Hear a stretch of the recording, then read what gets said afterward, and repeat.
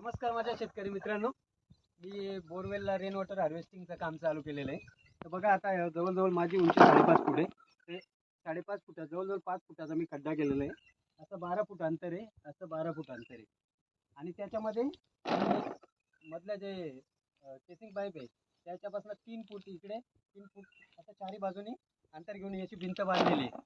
आणि त्या भिंतीमध्ये पाईप टाकलेले, पाईपांना असे छिद्र केलेले आहेत आणि त्यामध्ये खडी भरलेली आहे. इकडचं जे पाणी असेल ते याच्यातून पाणी आतमध्ये जाईल, फिल्टर होऊन चार्ज होईल बोरिंग.